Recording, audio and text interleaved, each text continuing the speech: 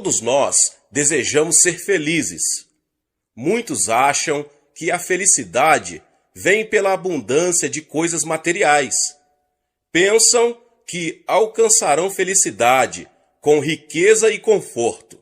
Recentemente, faleceram dois dos mais ricos norte-americanos. Ao morrer, o bilionário Howard Hughes deixou uma fortuna de 2 bilhões de dólares. Contudo, passou os últimos 10 anos de vida como um recluso. Morto, não deixou esposa nem filhos que chorassem por ele. Apesar de toda a sua riqueza, sua vida e morte produziram grande solidão. O segundo homem foi o bilionário John Paul Getty. Ele acumulou de 2 a 4 bilhões de dólares no negócio de petróleo. Mas sua vida privada também foi infeliz. Casou e divorciou-se 5 vezes. Seu filho mais novo morreu de pneumonia em 1953 e em 1973 o filho mais velho morreu alcoólatra. Se o acúmulo de bens materiais trouxesse felicidade, estes 2 bilionários teriam tido a vida mais feliz do mundo. Mas a felicidade encontra-se em um fundamento mais sólido e duradouro do que o mero ganho material. Precisamos de soluções para os nossos problemas profundos e interiores. Será insatisfatória e cheia de infelicidade inquietante.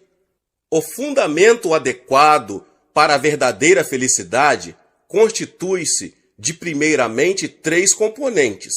Felicidade é a combinação destes. O propósito. O tipo certo de propósito em sua vida é um componente importante para o fundamento firme da felicidade estável. Vida sem direção é vida sem destino. Onde não há verdadeiro propósito, não poderá existir felicidade verdadeira. Mas existe o propósito com permanência, até mesmo no nível físico e material. Devem existir objetivos claros que tragam êxito certo. O desejo de realização, entretanto, tem um fim último, a morte. Ter um propósito temporal na vida, portanto, jamais trará o sentimento permanente de satisfação e de felicidade. Por este motivo, a vida, com frequência, é considerada uma miragem, um engano repleto de desilusão. Muitos são como Colombo, que fixou para si mesmo um destino vago e nunca soube para onde ia. Encontrou, afinal, as Índias Orientais, mas nunca percebeu onde estava. Partiu para casa sem saber que direção tomar. Colombo teve sorte, pois recebeu crédito pelo descobrimento da América. A maioria, contudo, não é tão feliz assim. Em vez de descobrimento, o seu destino é uma ausência de significado, um sentimento inquietante de fracasso. Meus irmãos, já viajei ao redor do mundo mais de 10 vezes e observei as pessoas em cada país por que passei. Se o acúmulo de bens materiais trouxesse felicidade, então os que vivem nas regiões desenvolvidas da Europa e nos Estados Unidos deviam ser os mais felizes. Mas a maioria dos casos, o reverso é verdadeiro, meus irmãos. Os que colocaram a direção de suas vidas no materialismo, o epítome de metas temporais, parecem ser os mais infelizes de todos. O propósito de sua vida deve, em última análise, fundamentar-se na confiança em algo além desta vida, no eterno. Sem isto, até mesmo o propósito mais bem planejado e digno tem falta de permanência. Santo Agostinho certa vez escreveu: Tu nos formaste para ti mesmo, e nossos corações estarão inquietos, até que encontrarem descanso em ti. Compreendido nas palavras de Agostinho, encontra-se o propósito universal do homem, ter Deus no coração e deixar que o Eterno, com amor, guie seus passos. Jesus Cristo, Deus feito carne, desceu dos céus e viveu entre os homens. Ele morreu na cruz para salvar você do vazio que incomoda e da falta de propósito que inquieta. Levantou-se do túmulo e voltou aos céus, a fim de dar-lhe um propósito fundamentado no eterno. Cristo compreendeu seu propósito na terra ao proclamar: sei de onde vim e para onde vou. Eu sou o caminho e a verdade e a vida. Ninguém vem ao Pai senão por mim. Sua declaração, ousada e simples, mostra que é por meio da fé em Cristo que uma vez mais podemos nos reconciliar com Deus eterno. A fim de levar uma vida de felicidade nessa terra, você precisa ter Jesus como sua meta definida e propósito para seu viver.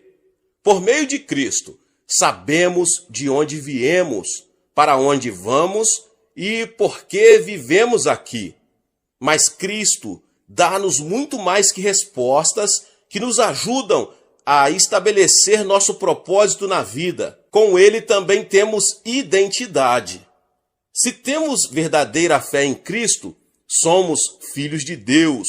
Somos também herdeiros, herdeiros de Deus e co-herdeiros com Cristo. Romanos 8,16. Não apenas temos propósito com permanência, mas também temos o propósito com identidade. Meus irmãos, identidade com poder. Todo propósito sem a capacidade de realização é inútil. No momento em que você se torna filho de Deus, está ao seu dispor um reservatório de poder ilimitado, meus irmãos. Tudo o que você precisa fazer é aprender a usar este depósito de poder. Como certo homem escreveu: se Deus é por nós, quem será contra nós? Romanos 8,31. A vida cristã não está isenta de problemas, mas tem recursos ilimitados ao seu dispor. Para construir felicidade, você precisa não apenas de propósito, mas também de paz mental. Mas nossa vida é tão cheia de limitações, vivemos dentro dos limites dos sentidos, do tempo, do espaço e de futuros imprevisíveis. Estas fronteiras, muitas das vezes, dão-nos um sentido inquietante de insatisfação, um desconforto penetrante que chega quase à consciência. Não sabemos o que vai acontecer amanhã, a não ser se dentro dos limites de nossa audição e visão, não sabemos o que está acontecendo em dado momento. Ouve-se uma batida na porta à noite. Ao olhar pela janela, você percebe um estranho de 1,80 m de altura, nervoso e temível. Imediatamente você sente certa inquietação. Incapaz de ler a mente do estranho, você não pode saber suas intenções. Suas limitações operam contra você. E seu destino imediato é uma força de desespero diluído. Sua mente está perturbada, distante da paz tão necessária para a felicidade. A doença da inquietação, que não se limita a porções de nossa vida sobre as quais temos controle, mutila nossa paz interior. Existe a escravidão da culpa. Todos nós já tomamos decisões erradas. Todos nós pecamos. Alguns pecados são claros e óbvios, facilmente vistos por todos aqueles que quiser ver. Outros são mantidos em segredo, servindo de arsenal para chantagistas, feridas inflamadas que nem mesmo atos de caridade podem aliviar. Então, conscientes de nossas decisões erradas, de nossas faltas, de nossos pecados, sofremos culpa que nos ata exaurindo-nos a força mental, física e até mesmo espiritual. A escravidão da culpa é como raposinhas que destroem as vinhas da felicidade. A menos que nos libertemos, jamais poderemos ser verdadeiramente felizes, jamais poderemos ter paz genuína. A doença da inquietação também aumenta quando somos incapazes de compreender ou experimentar significado em nossas vidas. Se perdemos os amigos, se somos despedidos do emprego, se envelhecemos, tornamo-nos nervosos e inquietos. Tememos estar perdendo o significado da vida. O dilema dos idosos é um bom exemplo disso. Todos os anos, milhares de pessoas idosas sentem-se relegadas pela sociedade. Tudo e todos parecem ter seguido em frente, deixando-os para trás. Solitários, acham a vida vazia. Muitos se suicidam. Morte sem sentido das pessoas que perderam o senso de significação. Você e eu temos necessidade contínua de reconhecimento. Desejamos amar e ser amados. Em face do temor da morte, queremos imprimir significação em nossas vidas. Alguns alcançam certa medida de significação, mas, uma vez que a pessoa atinge a significação, segue-se o temor constante de uma possível perda. Significado incrustado do temporal gera tensão, germe que, de novo, infecciona a pessoa com a moléstia da inquietação. Até que nos livremos da inquietação causada por nossas limitações, até que estejamos livres da escravidão da culpa e até que andemos livres da obscuridade da falta de significado, não poderemos ter paz mental. Não poderemos ter paz em nossos corações. Livrarmos-nos destes inimigos da paz é uma tarefa difícil que está além do esforço humano. A única resposta é confiar em Jesus. Cristo é toda compreensão e todo poder. Mediante a fé em Cristo, podemos receber o poder a fim de ganhar a batalha contra os inimigos da paz mental. Cristo disse: toda a autoridade me foi dada no céu e na terra, e eis que estou convosco todos os dias até a consumação do século. Com a sua morte na cruz, Cristo fez previsões amplas para a paz de que tão desesperadamente necessitamos para a felicidade. Pode ser que você, às vezes, duvide de que Cristo possa fazer algo nessa situação. Há uma passagem bíblica que dá segurança aos que têm fé. Em todas essas coisas, porém, somos mais que vencedores por meio daquele que nos amou. Porque estou bem certo de que nem a morte, nem a vida, nem anjos, nem principados, nem coisas do presente, nem do porvir, nem poderes, nem altura, nem profundidade, nem qualquer outra criatura poderá nos separar do amor de Deus, que está em Cristo Jesus, nosso Senhor. Romanos 8, 37 ao 39. Por meio de sua morte e ressurreição, Cristo providenciou recursos para combater os inimigos da paz. A todas as limitações naturais, Cristo responde: tudo é possível ao que crer. À escravidão da culpa, podemos responder: quem intentará acusação contra os eleitos de Deus? É Deus quem justifica. À escuridão da falta de significado, podemos proclamar o resplendor de Cristo. Ele é a essência e propósito da paz verdadeira, que dão significado completo e permanente às nossas vidas. O amor de Cristo provê base para a paz mental duradoura. Se desejarmos estabelecer um fundamento adequado para a felicidade, também devemos deixar que o amor e compaixão fluam em nossa própria vida. Nossa sociedade industrializada e sem amor, sem o toque de compaixão sincera, tem causado muitos problemas. A unidade familiar já não recebe tanto apreço. As pessoas já não têm raízes, vão de cidade em cidade, deixando para trás relacionamentos estáveis. A desintegração do equilíbrio tem como resultado a perda de restrição. O homem e a mulher modernos flutuam e logo serão presas de atrações ilusórias e vazias. As pessoas já não são tratadas como os indivíduos. São elogiadas por suas habilidades e valor monetário. Apanhadas na roda-vida da vida diária, elas sofrem a perda da identidade. Algumas tornam-se antissociais, rebelam-se contra a sociedade, procurando identidade no crime e na perversão. O câncer da insatisfação continua a espalhar-se, expressando-se em atos frequentes de violência. Já não vivemos um relacionamento tipo eu e tu, mas eu e isso. Esta confusão de valores tem impedido que as pessoas compreendam a importância que o amor e a compaixão têm em relação à felicidade. Há uma história que vividamente exemplifica este ponto. Era uma vez um sábio que vivia em um pequeno vilarejo. Todas as pessoas locais tinham grande respeito por esse homem. Sempre que tinham algum problema, iam pedir-lhe conselhos.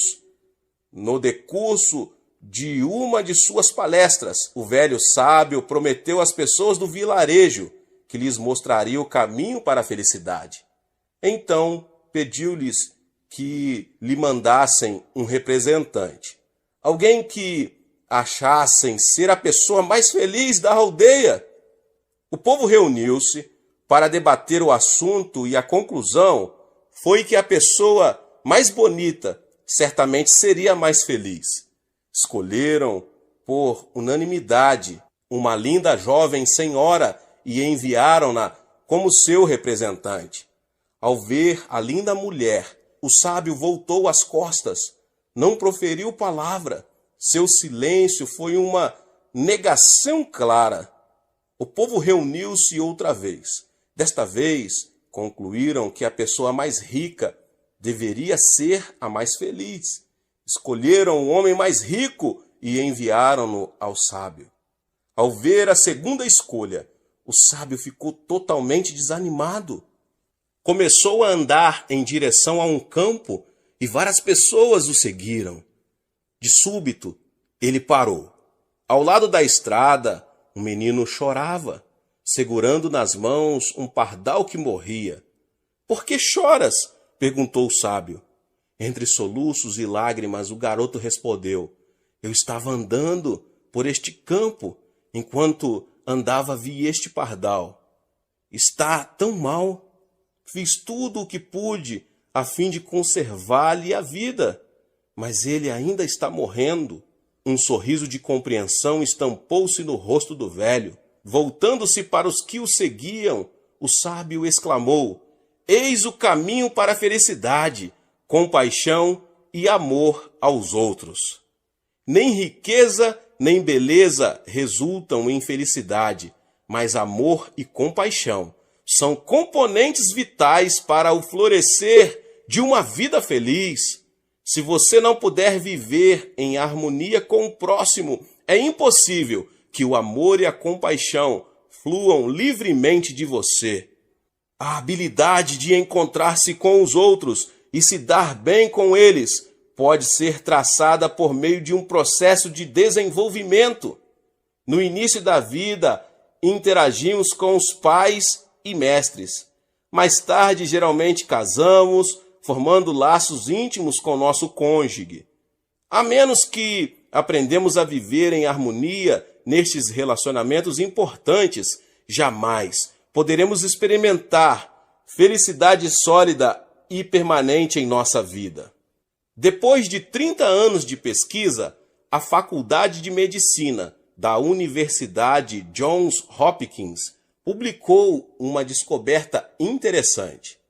Descobriram que a falta de uma vida emocional adequada causa dores de cabeça, úlceras, doenças cardíacas e até mesmo câncer.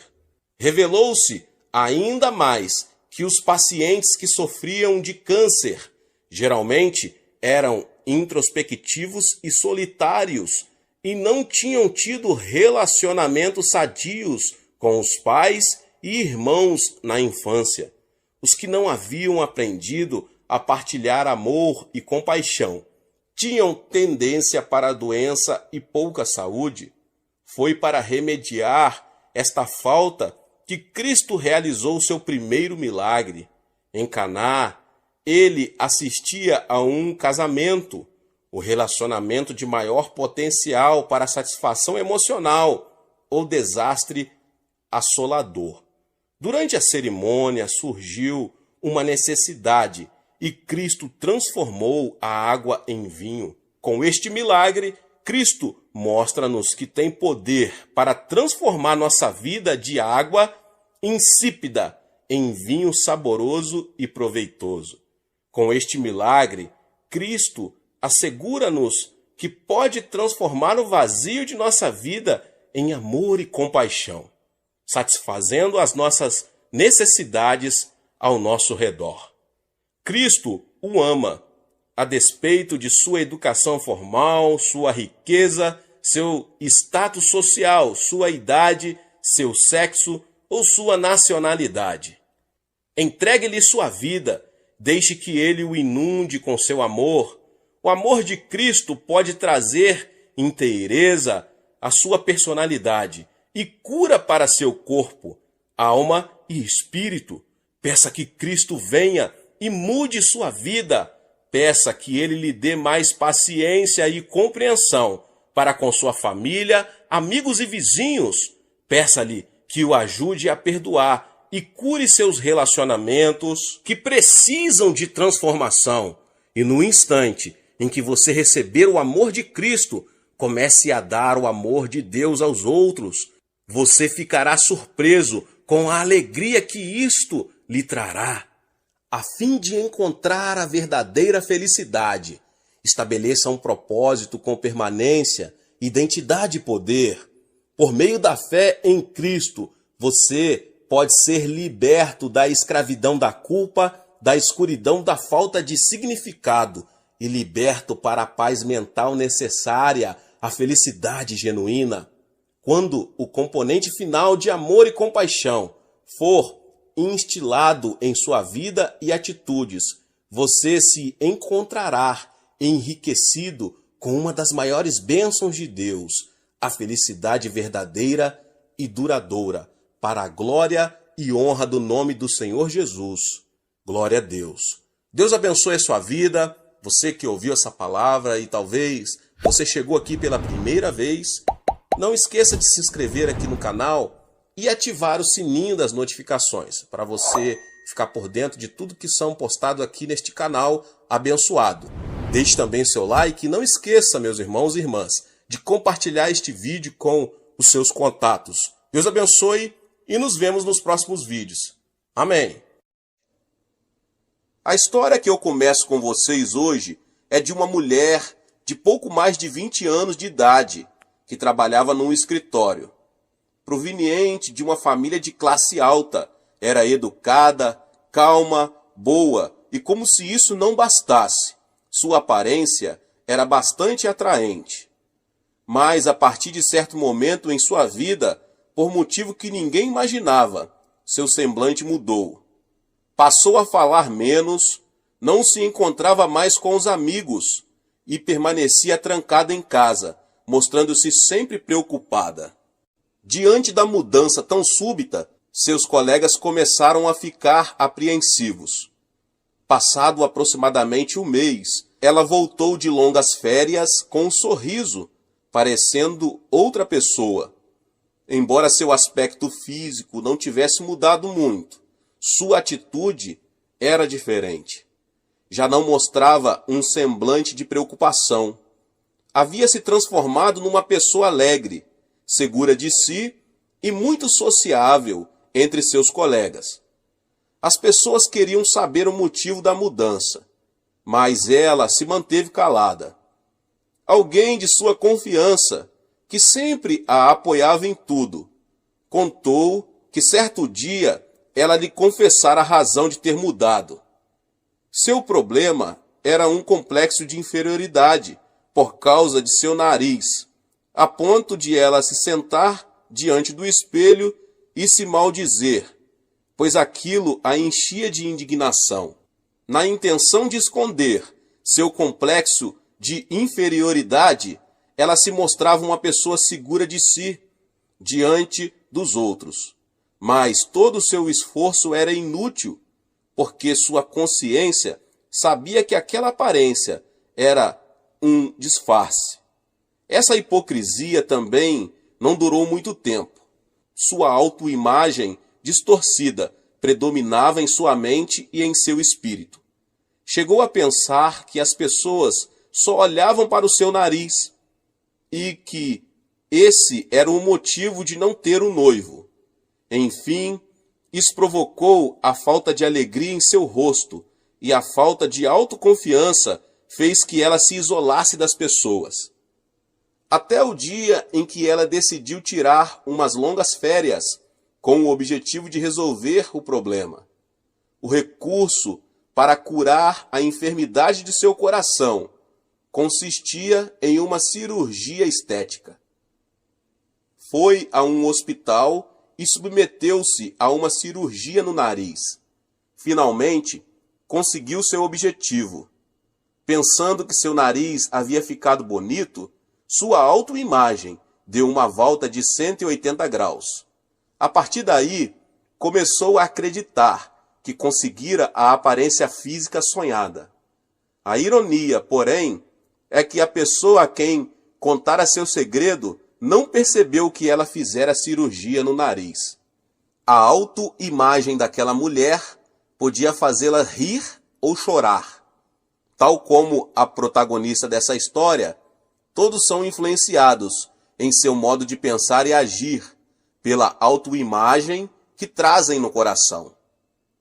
A certa altura da história humana, algumas pessoas pretendem compreender a existência do homem, excluindo dessa compreensão o conceito de Deus. Refiro-me aos filósofos existencialistas. A compreensão que tinham do homem era de um ser que não podia sair do abismo da culpa, da condenação e do desespero. De acordo com o filósofo dinamarquês Kierkegaard, a pior enfermidade causadora da morte do homem não é o câncer, mas a perda da identidade, isto é, o desespero de haver perdido a si mesmo. Karl Jaspers afirmou que para o homem existem situações extremas como a morte, a ansiedade, a luta, a culpa e etc. E sua existência consiste em admitir a frustração de tais situações externas. Albert Camus, autor do livro O Estrangeiro, afirmou: para poder viver uma vida absurda, é preciso conhecer a falta de sentido dela. Enfim, o tipo de homem descoberto pelos filósofos existencialistas é um ser que precisa de esperança e vive sem nenhum sentido. Além disso, tem dentro de si uma bomba relógio, que é a morte, e é incapaz de solucionar esse problema. Definitivamente, o homem sem Deus é um homem sem nenhuma esperança. Como o homem é um ser sem esperança, deve haver alguém que venha resgatá-lo. Caso contrário, não existe saída. Em Gênesis 3, 17 ao 19, descreve nitidamente como foi a vida de Adão quando este perdeu a esperança. E ao homem declarou: visto que você deu ouvido à sua mulher e comeu do fruto da árvore, da qual eu lhe ordenara que não comesse, maldita é a terra por sua causa. Com sofrimento você se alimentará dela todos os dias de sua vida. Ela lhe dará espinhos e ervas daninhas, e você terá de alimentar-se das plantas do campo. Com o suor do seu rosto você comerá o seu pão, até que volte à terra, visto que dela foi tirado, porque você é pó, e ao pó voltará. Até aqui, o conceito do homem é semelhante ao dos existencialistas. Adão teve de defrontar-se com a realidade da nudez e da rejeição como consequência do pecado. O que descobriu de si mesmo foi que estava separado da glória de Deus e sentiu-se vergonha por sua nudez, motivo pelo qual escondeu atrás de uma árvore. Além disso, viu-se como a maldição dos espinhos e ervas daninhas, pelo que com suor viu-se obrigado a sobreviver em circunstâncias totalmente desanimadoras. Por último, Adão descobriu que estava destinado à enfermidade e à morte, e que voltaria a ser pó. Como observamos na história de Adão, a Bíblia admite que o homem é um ser sem esperança. A manifestação do pecado fala de um homem que vive no abismo da desesperança. A partir da queda de Adão, o homem foi contagiado pelo vírus do pecado, exposto ao qual o DNA do homem começou a se contaminar. Como consequência disso, ainda hoje pensamos: sou pecador, não me posso livrar do pecado, e minha identidade espiritual é ser escravo do pecado. Isto é, temos uma autoimagem incorreta. Qualquer um que tenha uma autoimagem correta nunca poderá ser livre do pecado. A pior enfermidade mortal que pode ser concebida pelo homem contaminado pelo pecado é a distorção da autoimagem. Essa enfermidade pode ser observada em 4 casos. O primeiro caso é na dependência. Isto é, quando as pessoas amarram a autoimagem com a corda dos maus costumes, são presas dos desejos carnais, do álcool e dos jogos.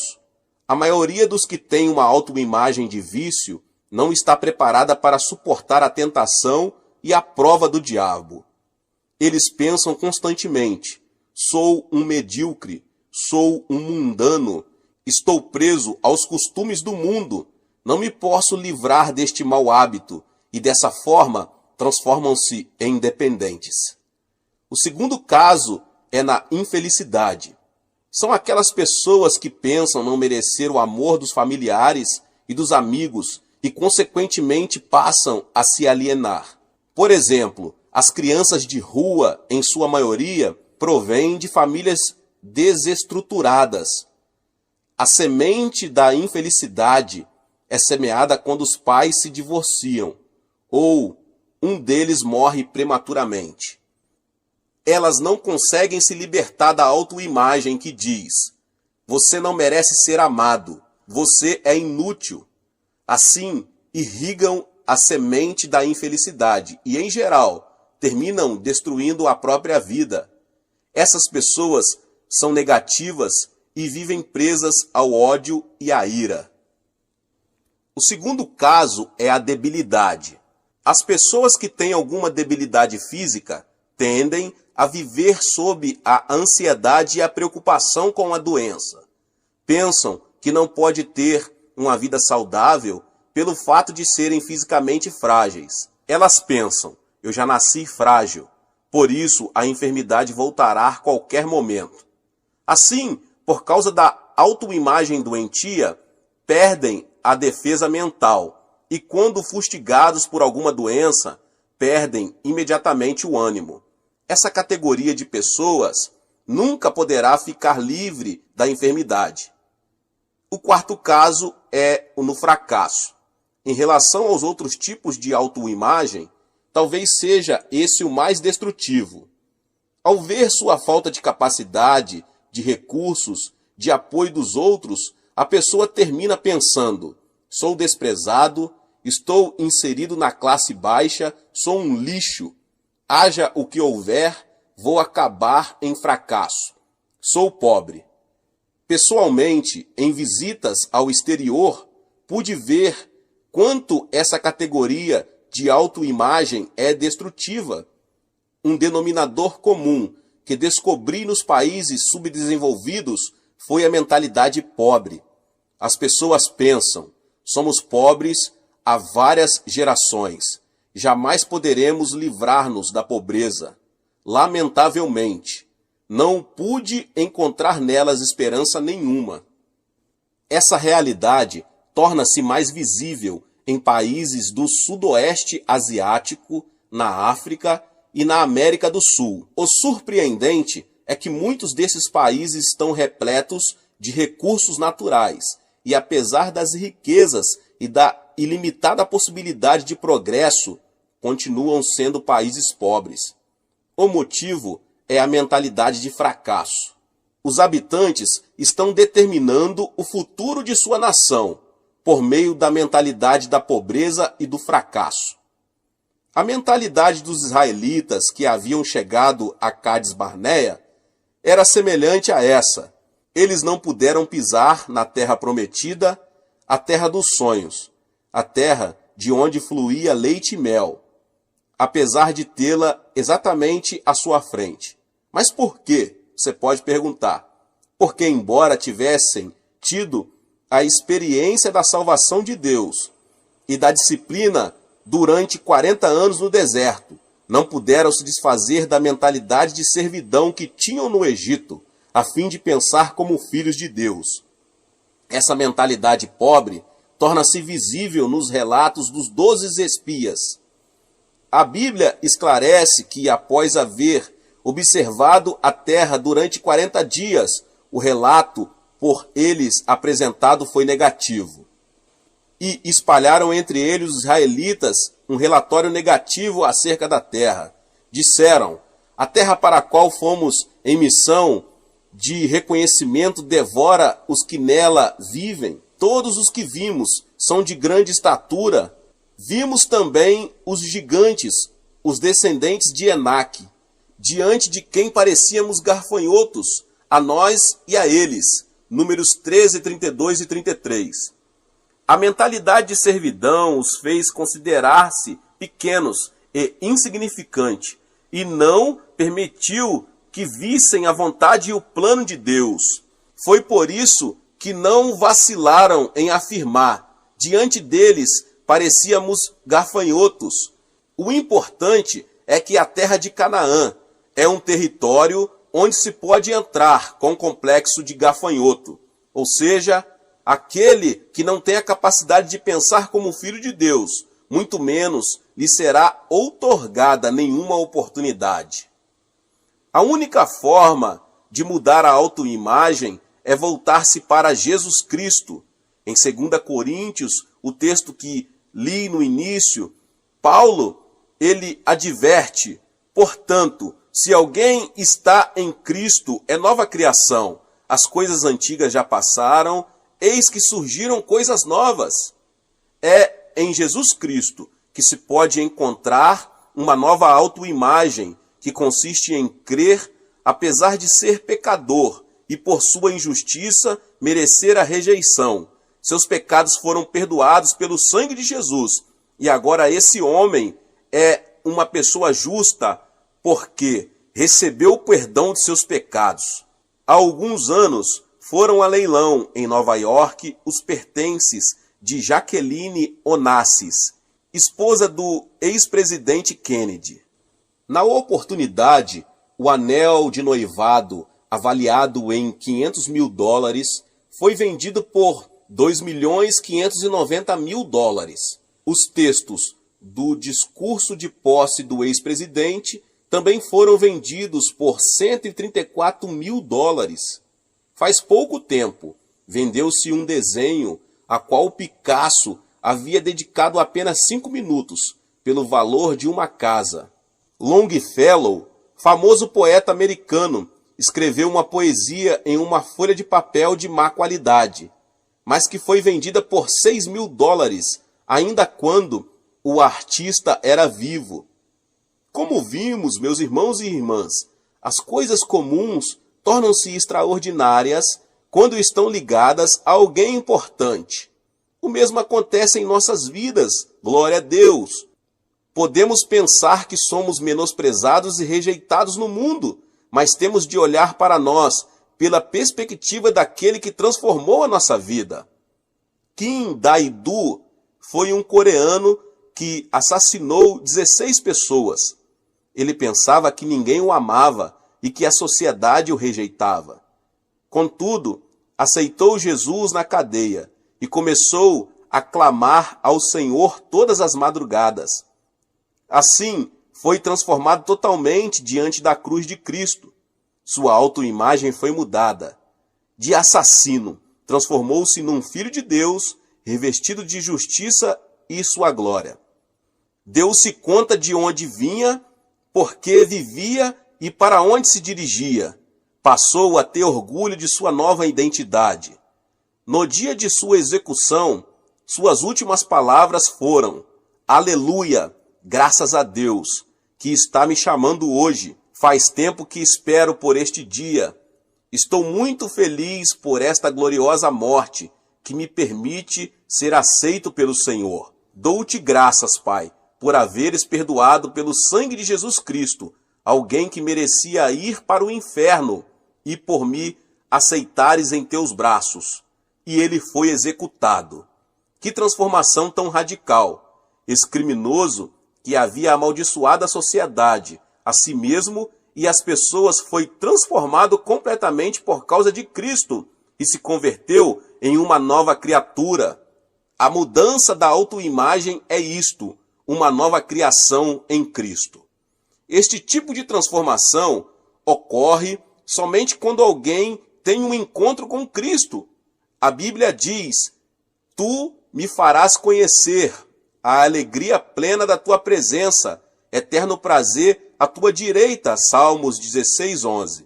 A transformação manifesta-se quando alguém abandona o manto do passado e, concebendo uma nova autoimagem em Cristo, pode dizer: sou uma nova pessoa, tenho uma nova identidade. Aqueles que têm alguma enfermidade devem conceber uma autoimagem sã em Cristo. Devemos nos conscientizar de que Cristo tomou sobre si as nossas enfermidades e por seus ferimentos fomos curados. Tenho dado ênfase especial a esse aspecto, sobretudo quando prego em países mais pobres. Enfatizo o conceito, repetindo-o inúmeras vezes, para que as pessoas formem uma nova autoimagem. Vocês não têm nada a ver com a enfermidade. Ela foi resolvida na cruz. Vocês foram legalmente libertos. Em seguida, faço uma oração por cura divina e lhes digo que hajam pela fé. Dessa maneira, tenho visto muitos milagres de pessoas que abandonaram amuletas, que deixaram suas cadeiras de rodas e que recuperaram forças nos braços. O milagre mais surpreendente que vi numa dessas oportunidades foi a de uma mulher curada de uma enfermidade no fígado, motivo pelo qual sua barriga era como um tanque de água, a ponto de ela parecer estar grávida. Logo após a oração, o líquido começou a sair e em pouco tempo ela tornou-se esbelta. Portanto, devemos nos libertar do que é carnal por meio do sangue de Jesus Cristo e formar uma autoimagem de livre do diabo e da ansiedade. Com uma autoimagem frágil e enferma, nossas defesas também enfraquecem. Desenvolvamos então uma autoimagem que nos garanta que podemos superar e vencer a enfermidade. Mateus 8,17 diz: E assim se cumpriu o que fora dito pelo profeta Isaías. Ele tomou sobre si as nossas enfermidades e sobre si as nossas doenças. Devemos crer que todas as coisas velhas passaram e em Cristo veio o novo, porque Cristo carregou nossas enfermidades e suportou as nossas dores. Definitivamente, precisamos ter autoimagem de uma pessoa sã. Em 1 Pedro 2,24, encontramos: Ele mesmo levou em seu corpo os nossos pecados sobre o madeiro, a fim de que morrêssemos para os pecados e vivêssemos para a justiça. Por suas feridas vocês foram curados. O que isso significa? Isso quer dizer que já faz 2000 anos que, olhando para nós, podemos nos ver sãos. Gálatas 3,13 diz: Cristo nos redimiu da maldição da lei, quando se tornou maldição em nosso lugar, pois está escrito: maldito todo aquele que for pendurado no madeiro. Em 2 Coríntios 8,9 consta: pois vocês conhecem a graça de nosso Senhor Jesus Cristo, que sendo rico, se fez pobre, por amor de vocês, para que por meio de sua pobreza vocês se tornassem ricos. Efésios 2, do 4 ao 6 diz: todavia Deus, que é rico em misericórdia, pelo grande amor com que nos amou, deu-nos vida com Cristo, quando ainda estávamos mortos em transgressões, pela graça vocês são salvos. Deus nos ressuscitou com Cristo e com ele nos fez assentar nos lugares celestiais em Cristo. Não importa a sua aparência física, nem a sua origem, em Cristo já somos cidadãos do céu. Enquanto estiver nesta habitação passageira, o nosso corpo, estaremos neste mundo, mas na realidade em Cristo, o nosso homem interior já está assentado no trono de Deus. Portanto, é natural, uma vez que deixemos a habitação do corpo, voltemos à casa paterna, não construída por mãos humanas. Confesse corajosamente: onde está, ó morte, a sua vitória? Onde está, ó morte, o seu aguilhão? 1 Coríntios 15:55. Nunca devemos esquecer a autoimagem que foi transformada. Alguém que logo depois de se ver, retirando-se, esquece de quem era. Uma vez que viu sua imagem no espelho da Bíblia, deve conservá-la. O Salmo 103 diz: bendiga ao Senhor a minha alma, bendiga ao Senhor todo o meu ser. Bendiga ao Senhor a minha alma, não se esqueça de nenhuma das suas bênçãos. Ele é quem perdoa todos os seus pecados e cura todas as suas doenças, que resgata a sua vida da sepultura e o coroa de bondade e compaixão, que enche de bens a sua existência, de modo que a sua juventude se renova como a águia. É muito conhecido o conto da águia e da galinha, de Norman Vincent Peale. Certo dia, um menino aventureiro descobriu o ovo de uma águia numa montanha, levou-o e colocou junto com os ovos de uma galinha. Passou-se o tempo e a águia nasceu junto com os pintinhos. O filhote de águia pensava que era um pintinho e se comportava como um deles. Certo dia, uma águia passou voando de forma majestosa por cima do galinheiro.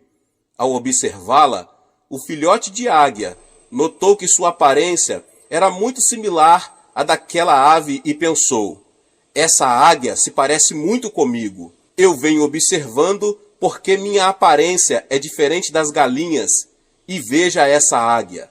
Ela se parece comigo. E descobriu uma nova autoimagem, saiu do galinheiro e começou a voar livremente. Nós não somos o que éramos. Não devemos viver como vivíamos antes. Devemos nos ver na cruz e descobrir a nova imagem que Deus concebeu em Cristo. Uma tremenda transformação acontecerá em nossa vida se apenas adquirirmos uma nova autoimagem por meio da cruz de Cristo. Para ter uma nova autoimagem, devemos nos ver com os olhos de Deus. Devemos nos aceitar e nos amar como somos. Quem não se aceita e não se ama, jamais poderá conceber o pensamento de Deus. Portanto, primeiro você deve se apegar à sua nova identidade. Robert Schuller disse: muitos se castigam. E ele explicou que devemos nos amar, porque fomos salvos pelo sangue de Jesus. É disso que trata a autoimagem. Ou seja, primeiro é necessário que a pessoa se ame, para depois poder amar os outros. Neste mundo, vivem muitíssimas pessoas, mas não há ninguém que tenha as impressões digitais iguais às suas. Não acontece nem mesmo com os gêmeos. Ou seja, você é uma pessoa única no mundo e, portanto, vale muito. Vemos ao nosso redor pessoas se desqualificando. Elas dizem: porque não tenho esta aparência física? Porque nasci mulher? Porque nasci numa família pobre? Porque não cursei uma faculdade? Ou seja, elas rejeitam a si mesmas e vivem uma vida toda querendo ser outra pessoa. Todos nós temos uma missão. A razão pela qual nascemos é Deus ter algo para fazer por meio de nossa vida. Nem todas as flores são rosas. As magnólias também são flores. Isso significa que não são apenas as rosas que têm uma função. As magnólias também têm uma missão a cumprir. Portanto, devemos saber que a missão e o privilégio que Deus nos deu é viver felizes diante do Senhor. Devemos amar a nós mesmos. Cada pessoa tem uma autoimagem impressa em seu coração e pensa, sente, fala e age de acordo com essa autoimagem. Se esta é negativa, complexa e fracassada, sua vida também se desenvolverá dessa forma. Ao contrário, se ela a tem positiva e promissora, assim também será a sua vida.